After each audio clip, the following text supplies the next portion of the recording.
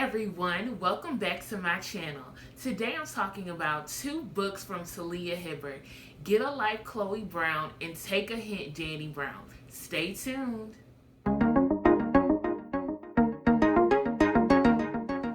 Y'all, when I tell y'all I am so excited to talk about these two books today, Talia Hibbert, girl, I am looking out for all the books you write from now on because these books got me completely hooked on your writing.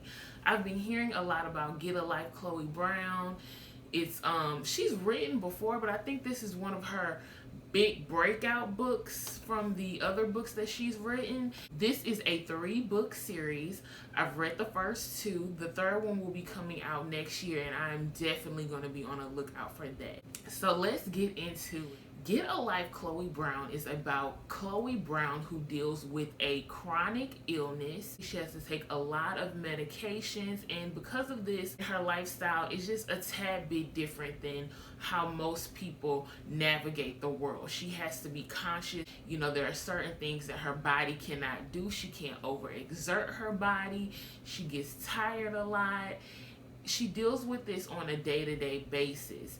And so the book starts off with her having a near-death experience.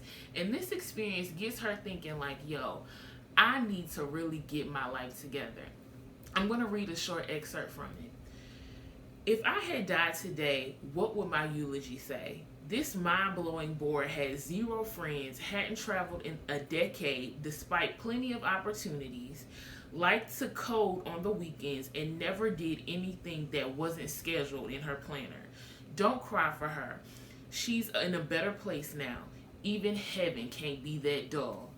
Yo, I was completely sold when I read that because I ain't gonna lie, y'all, my life is pretty boring too. And on the day-to-day, I just be like, Kim, you need to get a life. Like, so this could have been Get a Life Kimberly. Like, because Kim need to get a life too. But you know what? This not about me. This about Chloe Brown. She decides to put together a list of things that she wants to do in order to just spice up her life, get her life in order, have more fun, have more adventure. And the first thing that she decides to do is move out of her family mansion. I think her family is pretty loaded and she's lived there with them, and of course because of her illness they're always overbearing her. Why is that look on your face? Are you about to faint? Are you okay? Did you take your medicine? And so step 1 is she moves out, and she moves into this apartment building, and the superintendent is Redford. So Redford is a white man. He is a punk rocker kind of type look. He's not a punk rocker, but he has that aesthetic. He rides a motorcycle, has a long red hair. He is fine, described by Dani Brown and her sisters. So there's, of course, an attraction there. And Dani Brown is this black girl. She's plus size. She wears very hipster clothes and cute little glasses. Like, she's cute as a button. He actually calls her Button, which I think is so cute. And she hates it, which I also think is so cute. He doesn't like her. He thinks she's a snob. She's like, he don't like me, so I don't like him. Of course, y'all know where this is going. And I was here for every second of it. The two of them, they immediately, when they're together, it's bickering, but you also can see that chemistry.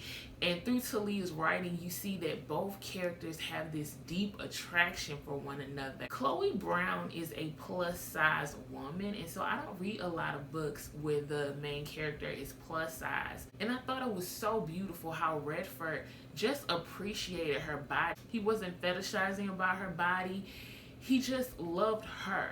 He was really interested in her. He wasn't trying to change her. Once he finds out about her illness, he is so supportive. He doesn't try to like take over her life. He isn't turned off by it, but he also doesn't have this complex like, I need to save this girl, because he can tell right off the bat she's a grown-tail woman and she is doing her thing. So Chloe gets him to help her with this list of items that she has to do. And so the two of them embark on these adventures to get Chloe a life. And it's such a great read, y'all. I give this 5 stars. Their relationship was so cute, and the characters, Talia gave them flaws that were so relatable. and you know, Chloe's illness, dealing with that, being so precautious, having this boring life that she wants to get rid of. Very relatable. And then on the other hand, Redford, he had a traumatic relationship.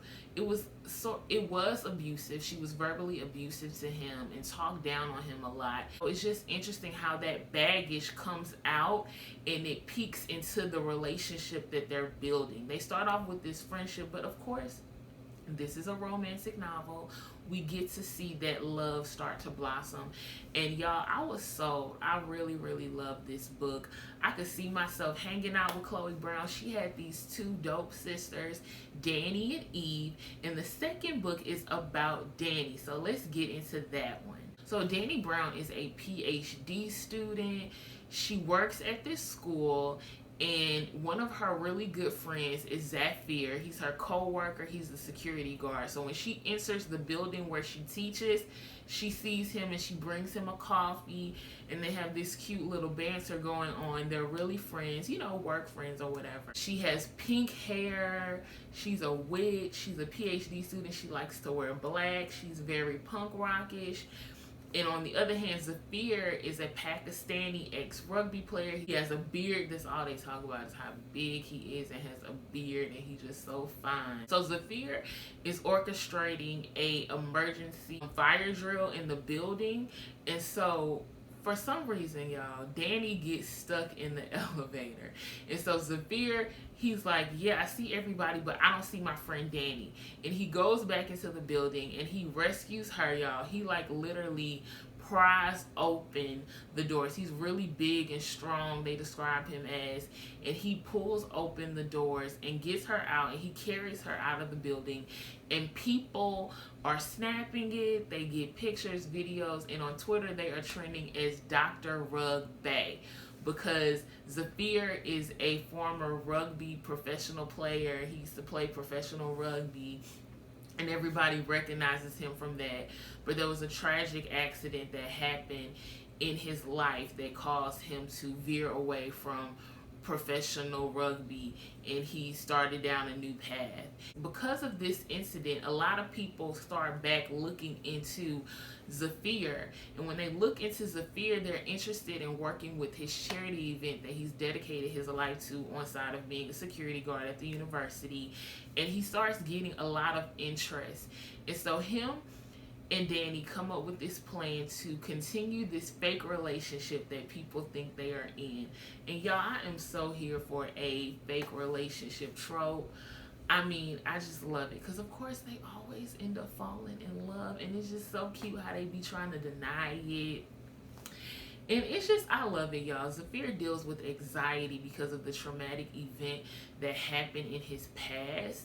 And I love it. I haven't read a lot of books where there's a main character dealing with anxiety. And as somebody who deals with anxiety, it is so just awesome to read a character who I can relate to, and just having panic attacks. I don't have panic attacks, but he has panic attacks, and just this fear and this tightness in your body that you feel when certain events happen that make you uncomfortable. Talia wrote it perfectly. And Dani, one of her biggest flaws is that she focused so much on work. And in the past, that has been an issue in the relationship she's been in. So much so that Dani doesn't think she's good at relationships. So when this happens, Zafir is getting a fake girlfriend, which is helping his charity. People are so invested in this relationship that they're pouring money into his charity to support him and support Dr. Rugby. And Dani, what she wants to get out of this, y'all, she want a friends with benefits situation. She like no strings attached. She just want to be getting it in. And y'all, the book, it goes there. They have this kind of relationship. Even though Zafir loves romance novels, y'all, he is a romantic at heart, and because of the traumatic event that he dealt with in the past, he's fixated on having that happily ever after. And so that's why he reads these romance novels, and that is the exact opposite of Dani, and he knows it, because Dani, they have this good friendship, and she's very honest with like, look, I don't do relationships, I don't do love, I'm not good at it, I just want to have some fun. And once this is over, on to the next, because I'm focused on work and everything that I do. Of course, Zafir, he has these feelings. From the jump, we know Zafir is like obsessed with her, loves her. But Dani doesn't know it. And like, he's not pretending, sis. Like, y'all, this book was very interactive for me because I was yelling the entire book. I was like, girl, come on now. You know that man wants you. Like, get this man. That's a good man, Savannah. Shout out to anybody who knows where that comes from. But anyway, so it was a really, really good read, y'all. Like, of course, the romance was there. The steaminess was there. Yeah, I'm going to talk about that in a minute. Hold up. It was just a really good book. I give this book 4 stars. I'm going to be completely honest with y'all. I could tell that the two of them would make a perfect match from the first scene they had together. And so I was just like, ooh, I'm loving them. I want them together.